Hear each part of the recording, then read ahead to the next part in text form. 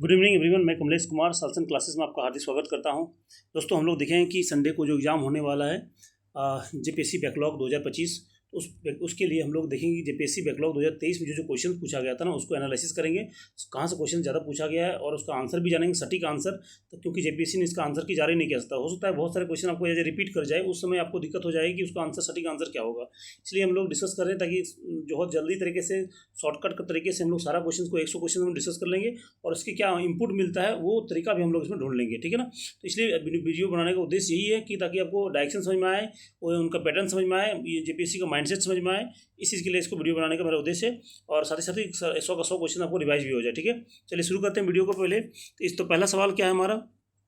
तो पहला सवाल पूछा गया कि निम्नलिखित में से कौन सा परमाणु संयंत्र तमिलनाडु में स्थित है। तो मतलब परमाणु संयंत्र कहाँ पे स्थित है, ये तमिलनाडु में, ये कल्पकम में स्थित है। तारापुरा कहाँ पे स्थित, तारापुरा आपको गुजरात में मिलेगा। कोटा कहाँ पे मिलेगा, राजस्थान में मिलेगा। नरोरा उत्तर प्रदेश में मिलेगा। तो ये देखिए क्वेश्चन तो परमाणु संयंत्र से पूछ दिया है, इसका मतलब मेरे ख्याल से अब क्या होगा, इसमें अब इसके पूछे आने की संभावना क्या है, बहुत कम है। तो परमाणु संयंत्र से पूछे आने की संभावना कम है, लेकिन फिर भी आपको याद कर लेना है कि ज़्यादा आपको है ही नहीं। आप एक बार जाके आप एनसीईआरटी में देख सकते हैं, 12th क्लास में आपको दिया हुआ सारा चीज़ है ना। 2-4 दिया हुआ, तारापुरा दिया हुआ इस साइड राजस्थान राउतभाटा दिया हुआ है ना। तारापुरा गुजरात में दिया हुआ है, ठीक है। और नरोरा दिया उत्तर प्रदेश में दिया है। कल्पक्कम दिया है, यहाँ पे कुंडलकुलम दिया होगा, काकरापाड़ा दिया होगा, है ना, काकरापाड़ा दिया होगा। बस ये 4, 5, 6, 7 है ये, उसको जाकर एक बार देख लेना है, ठीक है। लेकिन पूछे जाने की संभावना बहुत कम है इसमें। अगला सवाल कौन सा है कि निम्न से कौन सी नदी डेल्टा नहीं बनाती है। देखिए, जो कोई भी नदी हो जो पूर्व की ओर बहने वाली नदियां हैं वो डेल्टा नहीं बनाती है, डेल्टा बनाती है, लेकिन पश्चिम की ओर बहने वाली नदियां डेल्टा नहीं बनाती है। क्यों? क्योंकि इसमें लंबाई क्या है, पश्चिम की ओर बहने वाले की लंबाई कम है, प्लस उसमें मिट्टी उतना जमा नहीं होता, इसलिए इस वाले क्षेत्र में डेल्टा बनता है, इधर डेल्टा नहीं बनता। डेल्टा मतलब क्या होता है, त्रिभुज का आकार की आकृति के मिट्टी का जमाव, ठीक है। इसका आंसर क्या हो जाएगा हमारा, ताप्ती पश्चिम की ओर बह रही है, इसलिए नहीं होगा। तीसरा सवाल क्या है हमारा, जो नदी प्रवाह की दिशा के परिप्रेक्ष्य में भिन्न है ना। आपको बताना कौन सा दिशा के हिसाब से अलग है। देखिए, कावेरी नदी, ब्राह्मणी नदी और महानदी, ये तीनों पूर्व की ओर बह रही है, लेकिन ये माही नदी क्या है, पश्चिम की ओर बहती है, गल्फ ऑफ खंभात में गिर जाती है। कहाँ पे गिर जाती है, माही नदी यहाँ पे आके गिरती है, ये अरावली से निकलती है और गल्फ ऑफ खंभात की खाड़ी में जाके गिर जाती है। इसका आंसर क्या हो जाएगा, माही नदी होगा। अगला क्या हमारा, गैलाथालिया खाड़ी कहाँ पे है। तो गैलाथालिया खाड़ी आप देखेंगे, आप अंडमान निकोबार का देखेंगे। अंडमान निकोबार का जो दक्षिणी भाग है, दक्षिणी भाग क्या है, जहाँ पे इंदिरा पॉइंट है, किस जगह का नाम है, इंदिरा पॉइंट, ठीक है। इंदिरा पॉइंट जो जिस जगह पे है, तो इस आइलैंड का नाम क्या है, ग्रेट निकोबार द्वीप है, ठीक है ना। और इसी पे एक छोटा सा इस तरह से दिख रहा है, जो डॉट डॉट करके मैं दिखा रहा हूँ, ये कौन सा है, ये खाड़ी है। इस खाड़ी का नाम कौन सा है, गैलाथालिया खाड़ी। गैलाथालिया कहाँ पे है, इंदिरा पॉइंट के निकट, ये ग्रेट निकोबार में स्थित है। तो इसका आंसर क्या हो जाएगा, डी हो जाएगा, ठीक है। देखिए, इसमें क्या लिखा है, भारत का सबसे निचला स्थान कौन सा है। तो आप निचला स्थान कहाँ पे होगा बताइए। तो निचला स्थान कहाँ पे होगा, जहाँ पे क्या होगा, जो मैदानी इलाका होगा। और मैदानी इलाका उत्तरी भारत वाला तो पहाड़ है, उत्तरी भारत के उत्तर में हमारा क्या पहाड़ है, फिर उत्तर भारत है, फिर दक्षिण भारत पठारी क्षेत्र है, उधर यहाँ नहीं हो सकता। इसका मतलब क्या, कोई तटीय क्षेत्र ही हो सकता है। तटीय क्षेत्र देखेंगे किनारे वाले में है, अतः उसमें भी सबसे किनारे कौन सा हमारा, ये वाला है। क्यों? क्योंकि सबसे निचला क्षेत्र क्या होगा, पश्चिमी घाट में होगा। क्यों? क्योंकि ये पश्चिमी घाट क्या हुआ, धसा हुआ मैदान है, मतलब निमज्जित मैदान है। निमज्जित मैदान होने के कारण क्या होता है, जमीन नीचे धसा हुआ, तो सबसे निचला क्षेत्र यहीं पे होता है। इसलिए यूपीएससी में क्वेश्चन पूछा गया था, इसी में सेम क्वेश्चन पूछा गया था कि भारत में कौन सा क्षेत्र है जहाँ पे सबसे समुद्र के नीचे चावल की खेती की जाती है। तो उसका आंसर क्या हो जाएगा, कुट्टानाड होगा, ठीक है ना। तो वहीं से क्वेश्चन इसको चुराया गया, ठीक है ना। तो देखिए, यूपीएससी का प्रीवियस ईयर क्वेश्चन भी आप देख के जाइए, क्योंकि उसमें भी बहुत सारे क्वेश्चन आपको रिपीट होने की संभावना है, ठीक है। नेक्स्ट क्वेश्चन देखते हैं कि मैच द फॉलोइंग पूछा गया है, फिजिकल फीचर्स में पहला चैप्टर से पूछा गया है। तो पहला मिकिर पहाड़ी कहाँ पे स्थित है। मिकिर पहाड़ी आप देखेंगे असम में स्थित है, अमरकंटक सबको पता है, जहाँ से नर्मदा नदी निकलती है, तापी नदी निकलती है, उस वाले इलाके से। और मध्य प्रदेश खासी पहाड़ी कहाँ पे है, मेघालय में स्थित है। और बाबा बुदन की पहाड़ी लोहा आइस के लिए बहुत फेमस है, कहाँ पे है, कर्नाटक में स्थित है। तो इसके हिसाब से आप आंसर देख लीजिए कहाँ पे हो जाएगा ना, ठीक है। ये चारों क्वेश्चन मैच द फॉलोइंग करके आप देख लीजिए, मिला लीजिएगा, ठीक है। उतना आप तो कर सकते हैं। अगला आंसर क्या है हमारा, अगला क्वेश्चन क्या है कि कोयली तेल परिशोधनशालाएं कहाँ पे स्थित है। देखिए, भारत में 2 ही बेल्ट है। भारत में एक, मैं लॉजिक बता दे रहा हूँ, एक बार आप लॉजिक याद रख लिए, आपको कहीं और जाने की जरूरत नहीं है। कि भारत में 2 ही बेल्ट है जहाँ पे मतलब तेल पाया था, पेट्रोलियम पाया था, ठीक है ना, और कहीं जाने की जरूरत नहीं है। एक तो हो गया हमारा ये गल्फ ऑफ खंभात की खाड़ी, इसके पास वाले रीजन में क्या होता है, कोयला मिलेगा। प्लस इधर डिब्रूगढ़ असम वाला क्षेत्र है, वहाँ पे आपको मिलेगा, ठीक है ना। इस वाले क्षेत्र में, असम वाले क्षेत्र में 2 ही जगह है। तो यहाँ पे डिगबोई नहरकटिया यहाँ पे है, इस वाले क्षेत्र में क्या हमारा कोयली वगैरह ये सब यहाँ पे स्थित है। तो कोयली कहाँ पे है, बड़ोदरा में स्थित है, अहमदाबाद वाले रीजन में, ठीक है ना। तो बड़ोदरा के आसपास है। सही आंसर क्या हो जाएगा हमारा, ये गुजरात हो जाएगा। इसका आंसर क्या हो जाएगा, गुजरात हो जाएगा। ठीक है, तो दो ही लॉजिक आपको याद रखना है, एक तो या तो पाया जाएगा गुजरात में, या दूसरा पाया कहाँ जाएगा, उत्तर पूर्व में असम में पाया जाएगा, या तीसरा एक बेल्ट होता है जहाँ पे डेल्टा वाले क्षेत्र में, और कहीं भी पेट्रोलियम पाया नहीं जाएगा। राजस्थान में भी हालांकि कुछ कुछ पाया गया है, लेकिन अब राजस्थान को भी याद रख सकते हैं, और कोई बेल्ट है नहीं। ठीक है ना। भारत में प्रथम जनगणना किस वर्ष हुई थी, झारखंड में प्रथम जनगणना कब हुई थी, भारत में 1872 में हुई थी। लेकिन ये जनगणना पूर्ण रूप से नहीं हुई थी, कुछ कुछ भागों में हुई थी। लेकिन आपको पूछा जाए कि संपूर्ण जनगणना या औपचारिक जनगणना कब हुआ था पहली बार, तो 1881 में हुआ था। उसके बाद से प्रत्येक 10 साल में होने लगा, 1991 में हुआ, फिर 1891 में होने वाला, फिर उसके बाद 1901 में हुआ। इस तरह से लगातार प्रत्येक 10 साल में होने लगा, अभी भी 10-10 साल में हो रहा है। ठीक है ना। लेकिन अभी बीच में 2021 में कोविड के कारण नहीं हो पाया था, तो अभी वर्तमान में 2027 में उसकी जनगणना चल रही है। ठीक है, जनगणना से सवाल पूछा गया, आप लोग ध्यान रखिएगा। ठीक है ना। तो यहाँ तक हम लोग देख रहे हैं ना, जो भी क्वेश्चन पूछा गया है ना, वो कहाँ से पूछा गया है, फिजिकल ज्योग्राफी से। इसलिए देखेंगे इस बार फिजिकल ज्योग्राफी इंपॉर्टेंट ना हो के मेरे ख्याल से इकोनॉमिक ज्योग्राफी ज़्यादा इंपॉर्टेंट होगा। इकोनॉमिक ज्योग्राफी मतलब आपको नगरीकरण पढ़ना है, आपको मृदा प्रबंधन पढ़ना है, और कृषि पढ़ना है, आपको परिवहन पढ़ के जाना है। ये सब चीज़ में ज़्यादा क्वेश्चन पूछने की संभावना है, जनसंख्या पढ़ के आना है, इन सब में इकोनॉमिक ज्योग्राफी में ज़्यादा फोकस करना आपको। ठीक है, चलिए नेक्स्ट क्वेश्चन पूछा गया कि जनगणना 2011 के हिसाब से भारत की कितनी नगरीय जनसंख्या है। तो नगरीय जनसंख्या कितना होगा, ये फैक्चुअल क्वेश्चन है, 31.2% है। ठीक है। The dynamics of the public administration नामक किताब किसने लिखी थी, इसका किसने लिखा था, गेराल्ड कैडेन ने लिखा था। तो गेराल्ड कैडेन याद रखिएगा, डायनामिक। ठीक है ना, याद रखना है। पॉलिटी में देखिए बहुत कम क्वेश्चन पूछा गया है, लेकिन फिर भी जो भी क्वेश्चन पूछा गया बहुत लॉजिकल है। और देखिए जब भी एक चीज़ ध्यान रखिए, जब भी कोई एक्सट्रीम शब्द हो, कोई चरम शब्द है बहुत ज़्यादा कि पूर्ण हो, केवल है, ऐसा शब्द रहे तो जनरली गलत ही होता है। देखिए मौलिक अधिकार पूर्ण है, कंप्लीट है नहीं, एब्सोल्यूट नहीं है, पूर्ण नहीं है ना। तो मौलिक अधिकार पे भी क्या होता है, रोक लगाया जा सकता है। कब, देश की सुरक्षा के नाम पे, एकता अखंडता के नाम पे, सार्वजनिक व्यवस्था के आधार पे मौलिक अधिकार पे रोक लगाया जा सकता है। लेकिन ये क्या बोल रहा है कि पूर्ण है, नहीं पूर्ण नहीं है, तो ये स्टेटमेंट क्या हो जाएगा, गलत हो जाएगा। गिरफ्तारी एवं हिरासत की सुरक्षा का अधिकार भारत में विदेशी नागरिकों के लिए उपलब्ध नहीं है, गलत बात है, ये अवेलेबल है, विदेशी नागरिकों के लिए उपलब्ध है। सुप्रीम कोर्ट ने अनुच्छेद 32 को संसद द्वारा निलंबित किया सकता है, नहीं, ये भी गलत है, निलंबित नहीं किया सकता है ना। इस संविधान की आत्मा है, इसको निलंबित कर देगा तो फिर कैसे होगा, ये निलंबित नहीं हो सकता है। इसका मतलब क्या हो जाएगा, इसका आंसर हो जाएगा हमारा कौन सा है, केवल डी हो जाएगा, इनमें से कोई नहीं। अगला क्वेश्चन जो पूछा गया है कि सांची नगर किस नदी किनारे स्थित है। तो सांची स्तूप आपको पता होगा, सांची स्तूप कहाँ पे स्थित है, तो आप जानते होंगे मध्य प्रदेश वाले इलाका में। मध्य प्रदेश में कौन सा रीजन नदी बहती है, वो नदी का नाम है बेतवा नदी। जब भी मैं पढ़ाता हूँ, जब भी मैं हिस्ट्री पढ़ाता हूँ, तो हिस्ट्री के साथ साथ मैं उसके साथ नदियाँ भी कराता हूँ कि वैदिक काल में कौन कौन सी नदियाँ हैं, आप लोग जरूर करके जाइए, है ना, कि वैदिक काल में नदियों को क्या क्या नाम है वो करके लीजिएगा। प्लस साउथ इंडिया में जो प्रमुख डायनेस्टी थी, है ना, जैसे मान लीजिए प्रतिष्ठान, तो उनकी जो राजधानी है, तो राजधानी का याद करके आपको जाना है। प्रतिष्ठान कहाँ पे आपको याद करना जाना है। मान लीजिए तंजौर कहाँ पे किस नदी किनारे स्थित है, आपको ये करके जाना है। कलिंग किस नदी किनारे स्थित है, वो आपको करके जाना है। तो नदी इतिहास और नदी को मिला के भी क्वेश्चन पूछा जा रहा है, एक क्वेश्चन हर बार पूछा जा रहा है। आप पिछले 4-5 बार की जेपीएससी का एनालिसिस आप देख सकते हैं।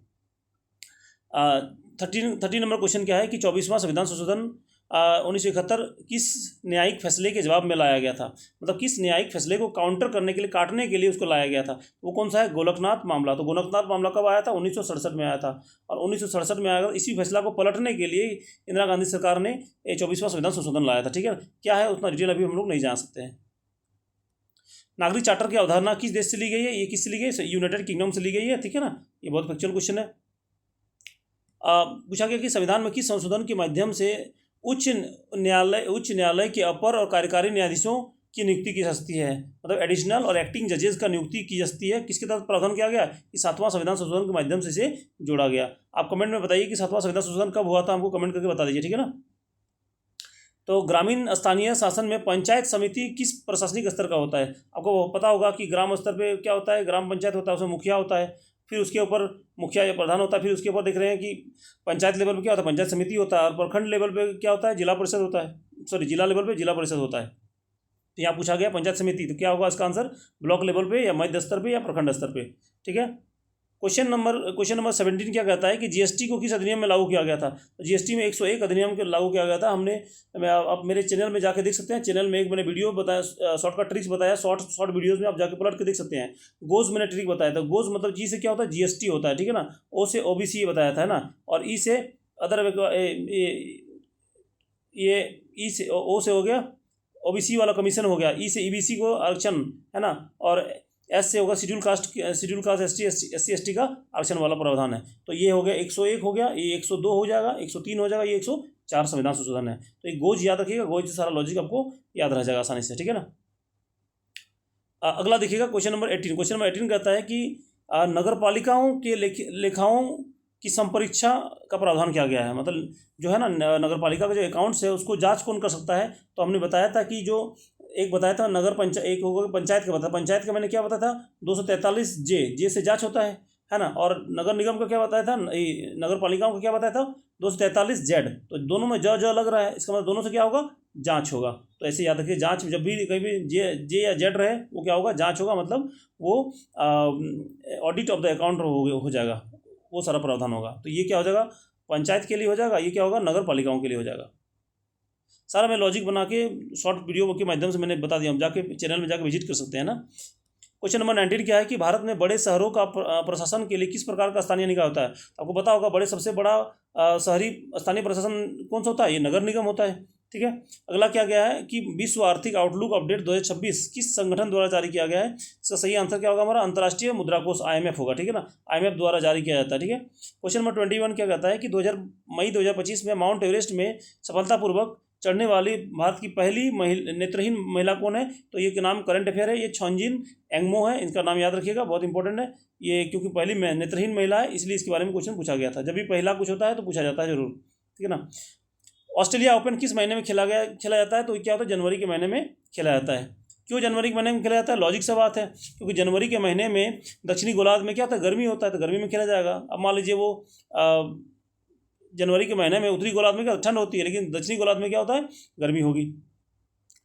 अगला क्या होता है भारतीय संविधान में 12वीं अनुसूची में नगरपालिका में कुल कितने विषय दिया गया। तो ये 18 विषय दिया गया, ये आपको रट्टा मारना पड़ेगा कि आपको पंचायत में कितने विषय दिया गया है, नगरपालिका और नगर निगमों को कितना विषय दिया गया है, ये आपको याद करना है। कि हंगरियन ब्रिटिश लेखक डेविड सजाले ने अपने किस काम के लिए 2025 में बुकर पुरस्कार जीता था। उन्होंने एक बुक लिखा था, उस बुक का नाम क्या है फ्लैश। तो फ्लैश के लिए उनको बुकर प्राइज दिया गया था, ठीक है। क्वेश्चन नंबर 25 क्या है मानव वन्यजीव संघर्ष ह्यूमन एनिमल कन्फ्लिक्ट को निपटने के लिए किस राज्य सरकार ने हनुमान प्रोजेक्ट शुरू किया है। तो हनुमान एक फुल फॉर्म ही है, आप देख लीजिएगा क्या होता है हार्नेसिंग एंड नर्चरिंग, है ना, ये आप फुल फॉर्म है, आप थोड़ा सा देख लीजिए आके गूगल करके। ये क्या होगा इसका हमारा आंध्र प्रदेश होगा, ठीक है। फुल फॉर्म याद रखिएगा तो बेहतर आपको याद होगा आसानी से, ठीक है ना। क्वेश्चन नंबर 26 क्या कहता है कि घरेलू ग्रीन इंफ्रास्ट्रक्चर बॉन्ड किस बैंक ने जारी किया है। तो ये क्या होगा बैंक ऑफ बड़ौदा, क्या है बे ऑफ बंगाल नहीं, क्या है BOB मतलब बैंक ऑफ बड़ौदा है। क्वेश्चन नंबर 23 क्या कहता है कि 18वां भारतीय वन राज्य में गलत स्टेटमेंट को चुनना है ना। तो गलत स्टेटमेंट क्या होगा, अब देखिए इसमें देखिए कुल आच्छादित वन क्षेत्र कितना है 7,15,343, ये स्टेटमेंट सही है हमारा। मध्य प्रदेश में आच्छादित वन का प्रतिशत सबसे ज़्यादा है, ये गलत है क्योंकि यहाँ मध्य प्रदेश में नहीं होगा, किसमें है मिजोरम में है, ठीक है। तीसरा स्टेटमेंट 2021 में रिपोर्ट के मुकाबले 2023 में आच्छादित वन में 115 वर्ग किलोमीटर में वृद्धि हुई है, ये सही है, ठीक है ना। और क्षेत्र के हिसाब से गोवा में सबसे वन आच्छादित वन है नहीं, ये आपको ध्यान रखना। मतलब क्या पूछ रहा है सबसे कम फॉरेस्ट कवर गोवा में स्थित है, नहीं गोवा में नहीं है, हरियाणा में है, ठीक है ना, हरियाणा में है। इसलिए इसमें गलत क्वेश्चन पूछा गया, इसलिए आंसर क्या हो जाएगा हमारा 2 और 4, और 2 और 4 का आंसर दिया ही नहीं है ना, 2 और 4 का आंसर दिया ही नहीं है। इसलिए ध्यान दीजिएगा क्वेश्चन को गलत किया जाएगा, ध्यान लिखिएगा 2 और 4 थोड़ा सा, तो 2 और 4 कहीं भी दिया नहीं है, ठीक है। चलिए इसलिए आंसर ये इसका क्वेश्चन गलत हो जाएगा। G27 शिखर सम्मेलन में अब देखिए फॉरेस्ट सर्वे जो पूछा गया, फॉरेस्ट सर्वे इस बार भी पढ़ के जाए, फिर क्वेश्चन पूछेगा उससे, है ना, बहुत इंपॉर्टेंट है फॉरेस्ट सर्वे। नहीं पढ़िएगा तो आप मुझे मैसेज कीजिएगा, मैं टेलीग्राम ग्रुप में, व्हाट्सअप ग्रुप में, कहीं भी आप मैसेज कीजिएगा, मैं आपको उसका PDF भेज दूंगा, उससे आप कर लीजिएगा कवर, है ना। हालांकि टेलीग्राम ग्रुप में शासन classes GS by Kamlesh sir शासन क्लासेस में आप जाकर देख सकते हैं, मिल जाएगा आपको, ठीक है ना। देखिए 28 नंबर क्वेश्चन क्या है कि G7 शिखर सम्मेलन 2025 का थीम क्या था। तो ये global security, economic resilience and climate action. इसलिए कोशिश कीजिए ना, आपको लोग जब आपको हिंदी समझ में ना आ रहा हो तो इंग्लिश में पढ़ लीजिए एक बार, है ना, इंग्लिश पढ़ लीजिएगा, आपको बेहतर समझ में आ जाएगा। समय काफ़ी रहता है, समय की कमी नहीं है ना। 2025 में बिहार विधानसभा चुनाव में महिला मतदाताओं का मतदान कितना है। तो इसका मतदान लगभग 72% हो गया है, इसलिए आंसर क्या होगा 66.5% से अधिक हो जाएगा, ठीक है। अगला क्वेश्चन पूछा गया है कि 2025 में रेलवे सुरक्षा बल RPF की पहली महिला निदेशक कौन बनी? तो इसका आंसर क्या है? अब ये अब देखेंगे स्पीडी बुक आता है उसमें दिया हुआ है, सोनाली मिश्रा दिया हुआ है। ठीक है। आंगनबाड़ी सेवाएं पोषण अभियान और किशोरियों के लिए योजना किस व्यापक मिशन के अंतर्गत लाई गया है ना? तो इन सभी योजनाओं को मिला दिया किसके तहत? मिशन सक्षम और पोषण 2.0 के अंतर्गत इन सभी योजनाओं को एक ही में मिला दिया गया है। ठीक है। केंद्रीय कैबिनेट में केरल का नाम बदलने के लिए कब प्रस्ताव मंजूरी दिया गया है? इसका आंसर क्या हो जाएगा हमारा? ये फरवरी 2026 में इसको मंजूरी दी गई। ठीक है। अगला पूछा है कि भूटान में पीएम मोदी ने कौन सी जल विद्युत परियोजना का उद्घाटन किया है? इसका क्या सही आंसर क्या होगा? पुनात सांगचू 2 HEP hydro electricity project. Actual question है, रट्टा मारना पड़ेगा।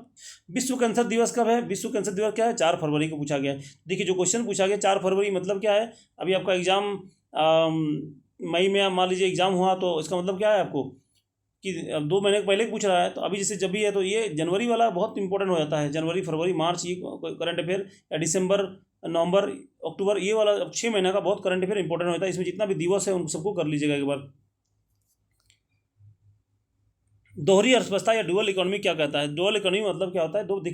देखिए एक होता है कि विकसित देश में क्या होता है? टेक्नोलॉजी का इस्तेमाल क्या होता है? बहुत ज़्यादा होता है। और अविकसित देश में क्या होता है? अभी भी परंपरागत रूप से जो हल बैल उन्हीं से खेती बाड़ी करते रहते हैं। लेकिन किसी इकोनॉमी यदि ये दोनों हो तो उसको क्या बोला जाएगा? डुअल या दोहरा इकोनॉमी। तो इसका आंसर क्या हो जाएगा?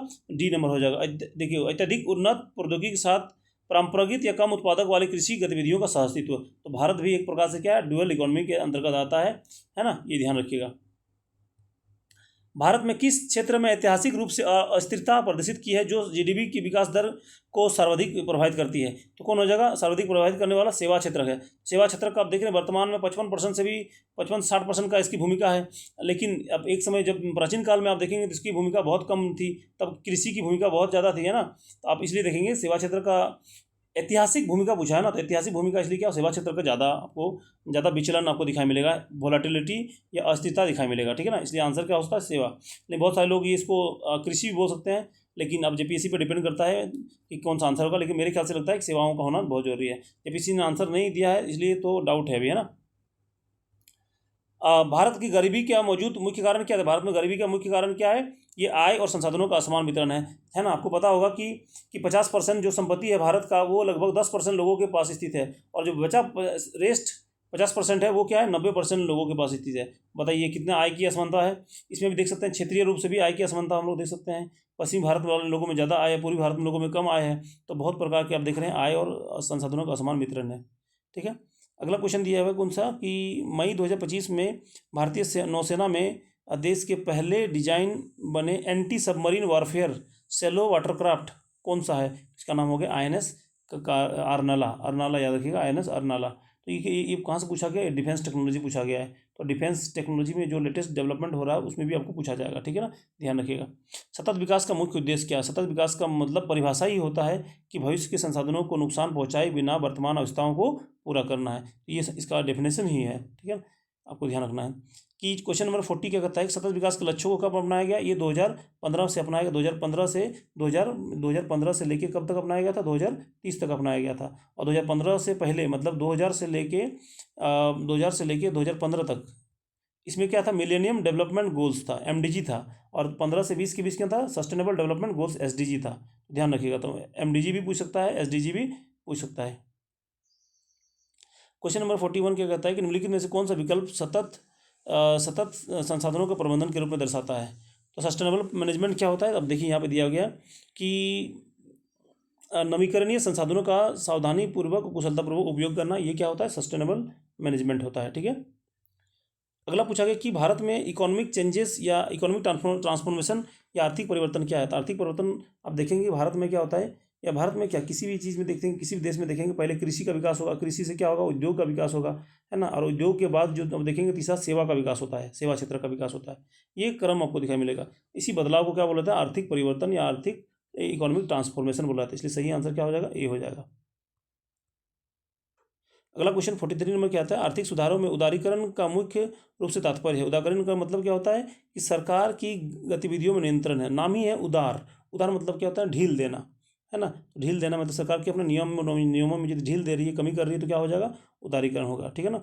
शब्द में ही क्या होता है, सारा अर्थ छुपा होता है। इसलिए मैं हमेशा बोलता हूँ, क्लास में भी जब पढ़ाता हूँ तभी बताता हूँ कि जिसने अर्थ नहीं समझा उसने संसार नहीं क्यों समझा, क्योंकि अर्थ ही संसार है, ठीक है। तो इसलिए क्योंकि देखिए शब्द ही संसार है, जिसने शब्द नहीं समझा सब, क्योंकि शब्द ही संसार है, इसलिए शब्द का मीनिंग समझिए, आपको सारा का सारा हो जाएगा।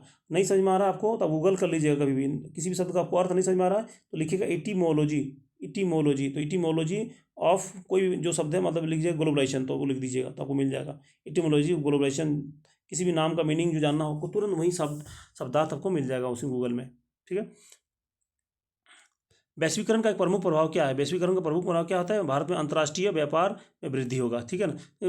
वैश्वीकरण का तो पूर्ण गिरावट तो नहीं होगा, कहीं पे पूर्ण हो गया मतलब एक्सट्रीम हो गया। डिसअपीयरेंस ऑफ प्राइवेट सेक्टर तो बढ़ेगा, घटेगा क्यों। तकनीकी निवाचल का पूर्ण निष्कासन, अरे कंप्लीटली का कैसे हो जाएगा, ये भी गलत है। एक्सट्रीम शब्द या चरम कहीं पे भी हो वो गलत हो जाएगा, ठीक है ना।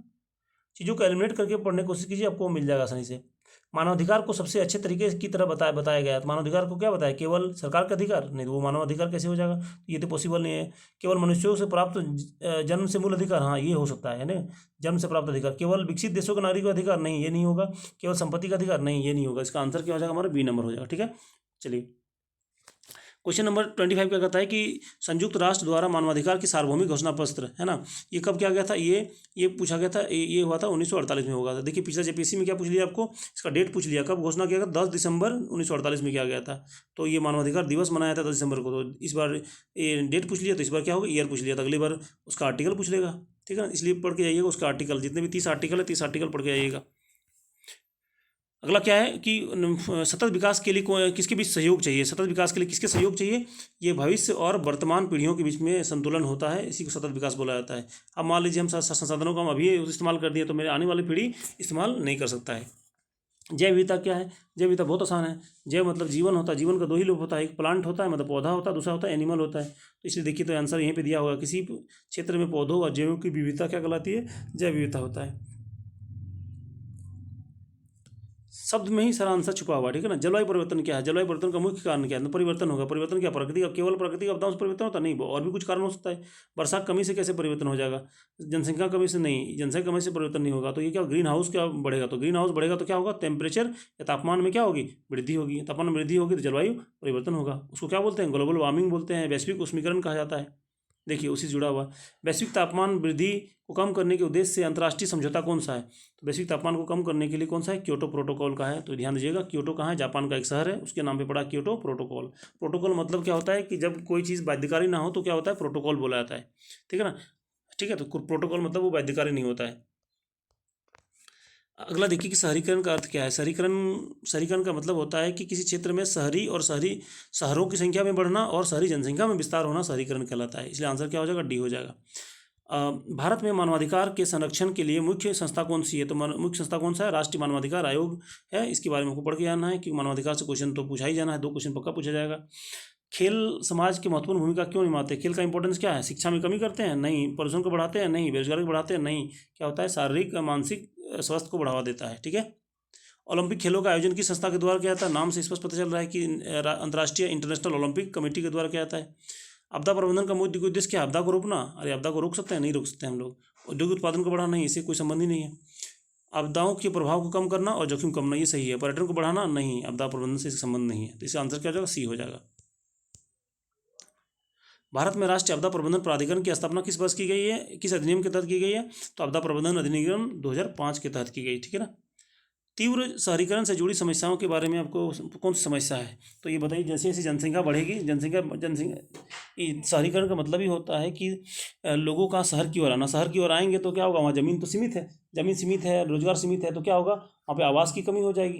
तो पहले क्या हो जाएगा, आवास की कमी होगा, साथ साथ क्या होगा, जनसंख्या बढ़ेगा, इसलिए झुग्गी झोपड़ी बढ़ेगी। इसलिए एशिया का सबसे बड़ा जो झुग्गी झोपड़ी है कहाँ पे है, मुंबई में है। उसको क्या बोलते हैं, जे कॉलोनी बोलते हैं। क्या बोलते हैं, जे कॉलोनी। ये भी कभी क्वेश्चन पूछा जाए तब लिख सकते हैं जे कॉलोनी, ठीक है ना।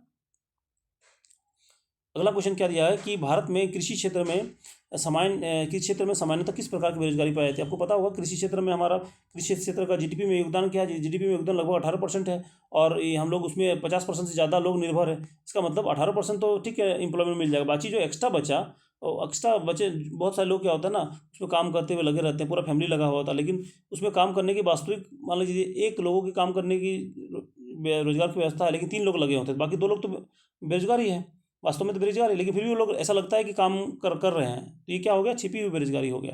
तो कृषि क्षेत्र में क्या होगा, हमेशा छिपी हुई बेरोजगारी पाई जाती है।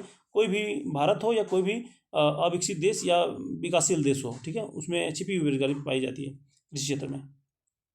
भारत में ग्रामीण बेरोजगारी को कम करने का उद्देश्य चलाया जाने वाला कौन सा होगा, मनरेगा।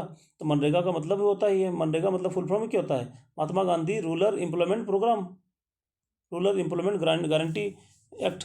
तो मनरेगा वहाँ से बना है। तो ई आर मतलब नाम से लिखा गया, रूरल लिखा है, ग्रामीण लिखा है, तो आपको जरूरत ही नहीं है याद करने का। वह क्या कहलाता है, जिसमें द्रव्यमान होता है, स्थान घेरता है, कोई भी चीज़ है। तो ऊर्जा तो आपको तो स्थान घेरते हुए नहीं दिखेगा, ना तो बल को दिखाई मिलता, ना ये दिखाई मिलता, ना गति, तो क्या होगा, पदार्थ होगा। पदार्थ स्थान घेरता है और द्रव्यमान, उसका द्रव्यमान होता है। ठीक है, बहुत ही आसान क्वेश्चन है। क्या पूछा है कि न्यूटन के नियम के अनुसार कोई भी 2 वस्तुओं के बीच लगने वाले गुरुत्वाकर्षण बल के समानुपाती होता है। तो गुरुत्वाकर्षण बल के बीच आपको पता होगा कि गुरुत्वाकर्षण बल का क्या था फॉर्मूला, कि कोई 2 वस्तुओं का गुणनफल के बराबर होता है। मतलब कोई एक वस्तु है m1, उसका दूसरा उसका भार क्या है m1, और दूसरे वस्तु का भार क्या है m2 है। ठीक है, तो इन दोनों के गुणनफल के बराबर होगा, मतलब समानुपाती होगा, और उनके बीच की दूरी का वर्गों का बिल्कुल विपरीत क्रमबद्ध होता है। तो यहाँ पे क्या पूछा है, दोनों वस्तुओं के बीच लगने वाला गुरुत्वाकर्षण क्या होगा, तो ये m1 और m2 मतलब दोनों के गुणनफल के समानुपाती होगा। तो इसका आंसर क्या हो जाएगा हमारा, इसका आंसर देखेंगे तो क्या होगा, यदि यह उसके द्रव्यमानों के गुणनफल के समानुपाती होगा। ठीक है, गरीबी का अर्थ क्या है, गरीबी मतलब ये होता है, गरीबी और बेरोजगारी 11th क्लास में लिखा हुआ है। गरीबी की परिभाषा, गरीबी का मतलब होता है जब किसी को बेसिक मूलभूत आवश्यकता नहीं है, जीने के लिए जो आवश्यक चीज़ें हैं वो नहीं मिल रहा, तो वो अब गरीब है। ठीक है ना। उसी तरह से क्या होता है, मान लीजिए आपको पूछ दिया, आपको अगली बार क्वेश्चन है ना, बेरोजगारी क्या है, तो बेरोजगारी का भी परिभाषा आप दीजिएगा कि मान लीजिए कोई व्यक्ति जो मार्केट दर या बाजार दर में काम करने को रेडी है, लेकिन फिर भी उसको काम नहीं मिल रहा है, तो उसको बेरोजगार कहा जाएगा। ठीक है ना, तो ध्यान रखिएगा, डेफिनेशन से भी क्वेश्चन पूछ रहा है, तो इसलिए इस बार गरीबी से पूछ लिया, अगली बार बेरोजगारी से पूछे जाने की प्रबल संभावना है। ठीक है, बेरोजगारी का मतलब क्या हो जाएगा कि ऐसी स्थिति है बेरोजगारी जब कोई व्यक्ति बाजार में प्रचलित जो रेट है उसके आधार पर काम करने का रेडी होता है, लेकिन उसको काम नहीं मिल पाता है, तो उस स्थिति को बेरोजगारी कहा जाता है।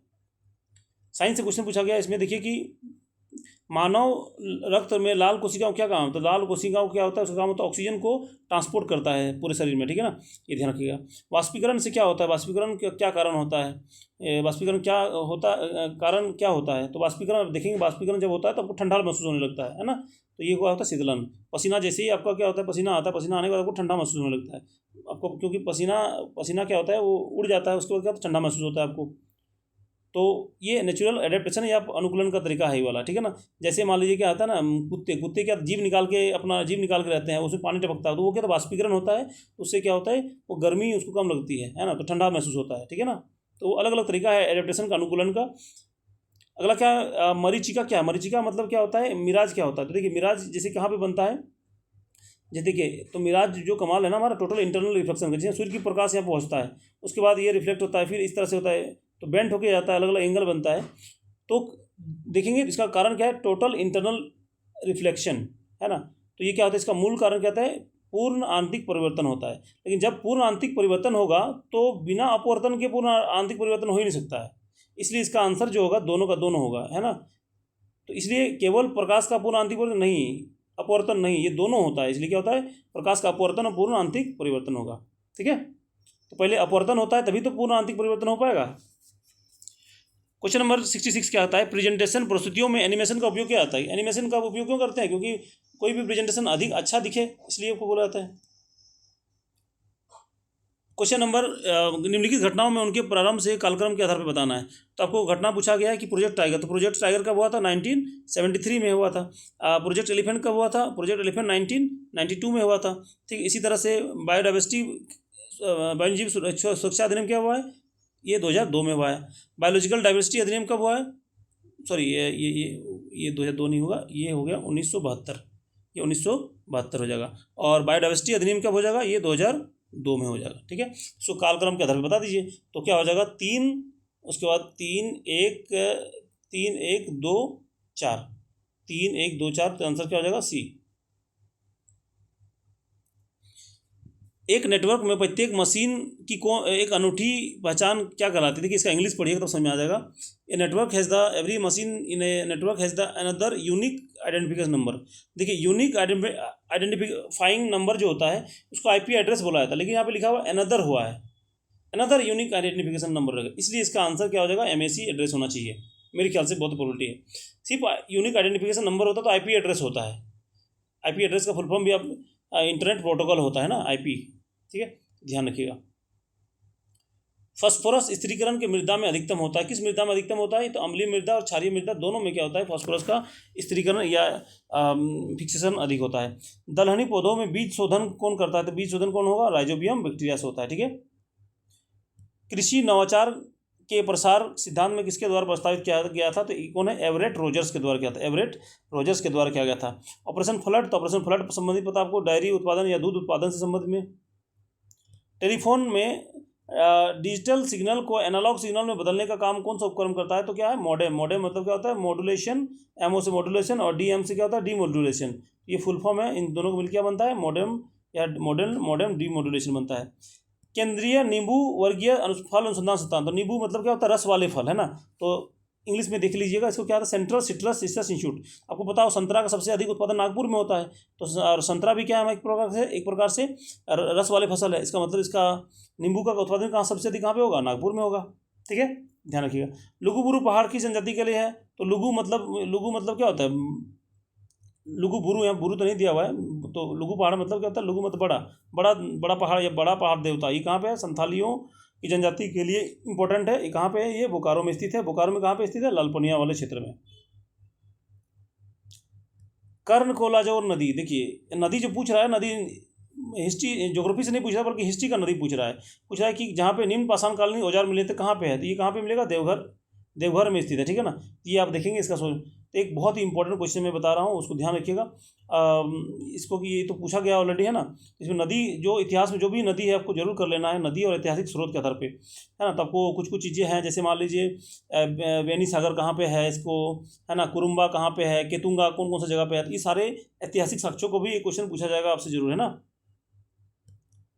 झारखंड में कौन सा लोक नृत्य अच्छा अच्छा, इसमें एक चीज़ ध्यान रखिएगा। एक वो पूछा गया कि गोनोई, एक बहुत इंपॉर्टेंट है, गोनोई नदी, है ना। पूछा है गोनोई नदी किनारे पूरा पाषाणकालीन साक्ष्य मिला है। ये किस आपको याद रखना है कि किस नदी के किनारे स्थित है। तो ये कहाँ पे हो? ये क्वेश्चन यदि ऐसा पूछा जाता है ना, तो ध्यान रखिएगा, बहुत इंपॉर्टेंट है। इसको कहाँ पे हो जाएगा हमारा? ये बताइए, दुमका में हो जाएगा, ठीक है। ये दुमका गोनोई नदी का, यहाँ पे पूरा पाषाणकालीन साक्ष्य मिला है। ये क्वेश्चन पूछा नहीं गया अभी तक, मोस्ट प्रोबेबिलिटी है, और कहीं भी आपको नहीं मिलेगा, किसी बुक में आपको जाकर नहीं मिलेगा। आप जाकर इसको देख लीजिएगा ना। तो ये ध्यान रखिएगा। तो इस क्वेश्चन पूछेगा नहीं, बहुत संभावना है। आगे आते हैं हम लोग। झारखंड में कौन सा लोक नृत्य सामान्यतः विवाह के अवसर पर गाया जाता है? तो कौन सा होगा? ये डोमकच नृत्य हो जाएगा। झारखंड में कौन सा पारंपरिक चित्रकला विवाह संस्कारों से दौरान बनाई जाती है? तो क्या होगा? कोहबर। तो कोह और बर से बना है, तो कोह मतलब गुफा होता है, बर मतलब दूल्हा होता है। ये ध्यान रखिएगा, तो इसी से तो लॉजिक मिल जा रहा है। मार्शल आर्ट पाइका कहाँ है? तो मार्शल मतलब क्या होता है? मार्शल मतलब लड़ाई झगड़ा मार धाड़ वाला, है ना। ये सब ध्यान रखना। तो मार धाड़, तो आंसर क्या हो जाएगा? योद्धा परंपरा, युद्ध प्रशिक्षण से। लॉजिक है हर शब्द में, है ना। मृदा स्वास्थ्य कार्ड प्रारंभ की गई कब? ये 2015 में प्रारंभ की गई है। फैक्चुअल क्वेश्चन है, रट्टा मारना पड़ेगा योजना से। जितना भी योजना है सबका डेट याद कर लीजिएगा एक बार, है ना। चाहे स्पीडी हो, चाहे कहीं अन्य कोई स्रोत है, उससे आप कर लीजिएगा। झारखंड में प्राप्त ऐतिहासिक अवशेषों के आधार पर जनजातियों एवं गैर जनजातीय परंपरा के अतिरिक्त किस एक अन्य परंपरा का ने बड़े प्रदेशों में अति प्राचीन काल में अपना स्थान बनाया? अब बताइए कि अति प्राचीन पूछा गया ना, तो अति प्राचीन लॉजिक है, आपको देख रहे हो कि अति प्राचीन में इंडो ग्रीक नहीं हो पाएगा, क्योंकि बहुत बाद में आए थे, लेकिन बाद में आए। इस्लामिक तो बहुत बाद में आए, यहूदी तो मिलेगा नहीं ज़्यादा। बचा कौन सा आंसर हमारा? ये हो जाएगा डी, इसका आंसर हो जाएगा बौद्ध परंपरा हो जाएगा। कि बौद्ध परंपरा ने बहुत 8वीं सदी में ही, 8वीं सदी ईसा पूर्व में ही ये इसका भारत में, ये झारखंड में डेरा डाला, ठीक है ना। एक क्वेश्चन इसमें आप ध्यान से पूछिएगा, आपको कि आपको बताना होगा, मैं क्वेश्चन आपसे पूछ रहा हूँ कि जो पार्श्वनाथ हमारे हैं, पार्श्वनाथ जिनके नाम पे पड़ा है, तो पार्श्वनाथ जी का निर्माण झारखंड में किस सदी में पड़ा है? आपको सदी में बताना है, 5वीं सदी, 6ठी सदी, 7वीं सदी, 8वीं सदी। इसका आंसर आपको कमेंट में देना है ना। किस सदी में होगा? 5वीं में, 6ठी में, 7वीं में, 8वीं में, आपको ये बताना है। बहुत इंपॉर्टेंट क्वेश्चन है ना, पूछ भी सकता है, ठीक है। अगला क्वेश्चन नंबर है 82 में क्या कहता है, झारखंड में सबसे प्राचीन पुरातात्विक अवशेष कौन सा है? तो ये हजारीबाग जिले में है, जहाँ गांव के निकट असवार पहाड़ी में आपको मिला गया है, वो सांकेतिक चित्रलिपि है, ठीक है, वहाँ पे मिला है। मौलाना अबुल कलाम रांची कब आए? ये 1916 में आए थे। यहाँ पे मौलाना अबुल कलाम रांची आए। रांची में जो हमारा अभी सरस्वती मार्केट है, सरस्वती मार्केट में आप देखेंगे ये अपर बाजार, वहाँ पे एक मस्जिद है, वहाँ पे मस्जिद में उन्होंने नमाज भी पढ़ी थी, फिर उसके बाद वापस लौट गए थे, ठीक है, ध्यान रखिएगा। तो ये रांची में आपको मिल जाएंगे इनका साक्ष्य। छोटानागपुर उन्नति समाज की स्थापना कब हुई थी? ये 1915 में। बहुत फैक्चुअल क्वेश्चन है और ये क्वेश्चन पूछा गया था किससे? झारखंड राज्य निर्माण आंदोलन से पूछा गया है। 20 ईयर्स ऑफ डार्क नाइट है ना, तो ये किसके द्वारा पूछा गया? ये कार्तिक उरांव के द्वारा लिखा गया। बहुत इंपॉर्टेंट क्वेश्चन है। इसका जो कटिंग भी मैंने अपने ग्रुप में डाल दिया, व्हाट्सएप ग्रुप में, तो आप उसको नंबर दिया हुआ चैनल पेज में, आप उसमें जाकर मैसेज कर सकते हैं और आपको व्हाट्सएप ग्रुप में जुड़ सकते हैं, ठीक है। इसका आंसर क्या हो जाएगा? कार्तिक उरांव। देखिए इसमें क्या, किस देवता को मधु का देवता कहा जाता है? तो देखिए सोम देवता किसके हो गए? शराब का देवता हो गया था। अग्नि तो अग्नि का है। इंद्र मतलब किलाट ढोने वाले, है ना, ऋतुओं का देवता हो गए। और अश्विन क्या हो गया? ये आंसर हो जाएगा हमारा सी नंबर हो जाएगा, अश्विन हो जाएगा मधु के देवता। तो जो नहीं पता है उससे पैनिक नहीं होना है, जो पता है उससे आंसर निकाल सकते हैं आप, है ना। Don't panic about the unknowns, focus unknowns, है ना, मैं हमेशा बोलता हूँ इसके बारे में। अगला क्वेश्चन क्या है, किसने सुंगों का संबंध ईरान के साथ जोड़ा था? तो क्या हो जाएगा? केपी जायसवाल ने इस संबंध जोड़ा था, ठीक है। किस पल्लव शासकों ने महाबलीपुरम में रथ मंदिर का निर्माण कराया? तो आपको पता होगा महाबलीपुरम कहाँ पे? आंध्र प्रदेश में स्थित है, तटीय क्षेत्र में स्थित है। तो ये कहाँ पे होगा? नरसिंह वर्मन प्रथम ने। तो नरसिंह वर्मन और महेंद्र वर्मन ये दोनों किसका है? पल्लव शासक ही हैं। पल्लव शासक का शासन कहाँ पे था? आंध्र प्रदेश और तमिलनाडु के अधूरे वाले भाग वाले रीजन में। गुप्तकालीन अजंता के गुफा चित्रों में से मरनासन राजकुमारी का चित्र किस गुफा में मिला है? देखिए बहुत ही फैक्चुअल क्वेश्चन है, ऑलरेडी यूपीएससी में पूछा गया है इसका। ये कौन सा होगा? गुफा नंबर 16। क्वेश्चन नंबर 90, दरबारी भाषा में फारसी सर्वप्रथम किसने अपनाई थी? फारसी भाषा किसने अपनाया गया होगा? गुलाम वंश ने। क्यों? क्योंकि गुलाम वंश इन सभी वंशों की तुलना में सबसे पहले आया था, तो फारसी वंश क्या होगा? और ये कहाँ से आए थे? सऊदी अरबिया वाले फारस की खाड़ी तरह से, इसलिए वहाँ की जो भाषा थी वो कौन सी? फारसी थी।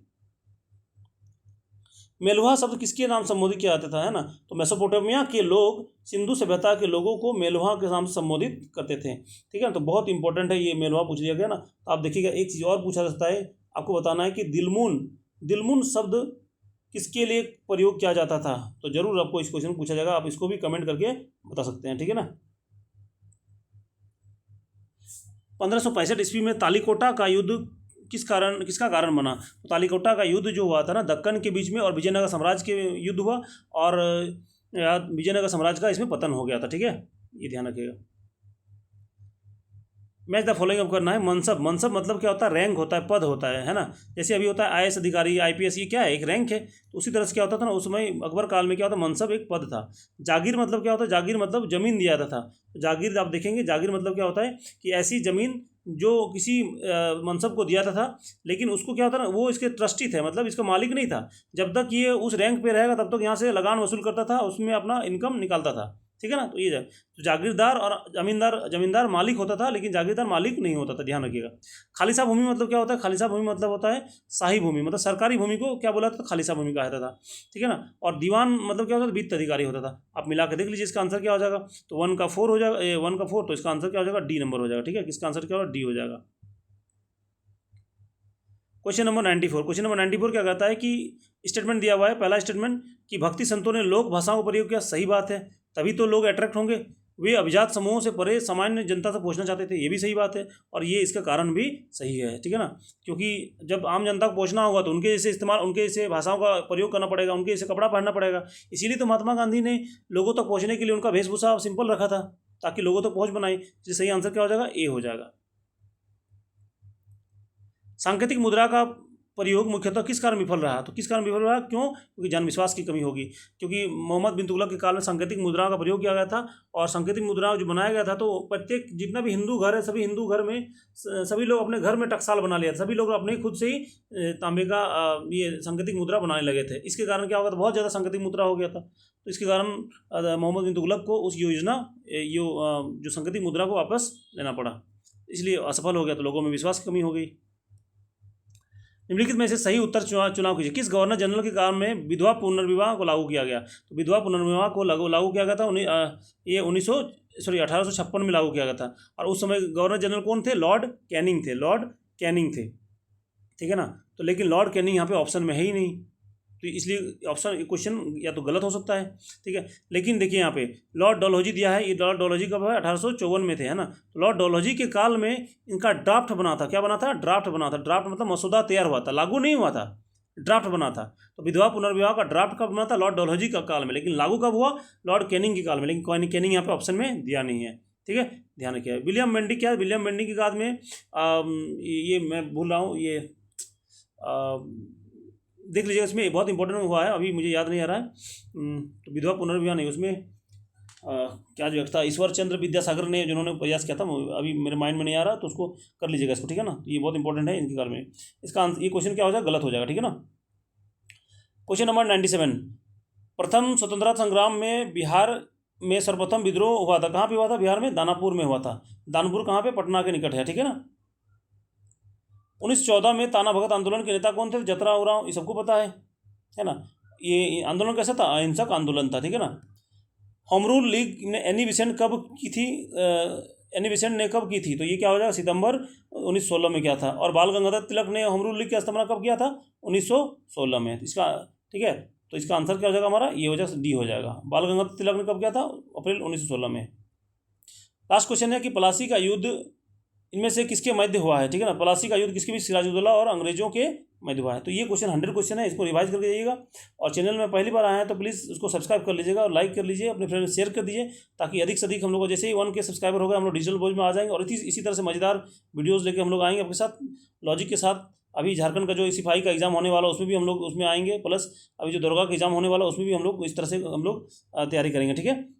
तो चैनल को सब्सक्राइब कर लीजिए, अपने फ्रेंड में शेयर कर दीजिए, और जितना भी हो सके आप लोग इसको, जो और भी वीडियोस हैं जो मैं अपलोड कर चुका हूँ, उनको एक बार जरूर देख के जाइए, ठीक है। इतना रखते हैं आज। जय हिंद, जय झारखंड, जय जोहार।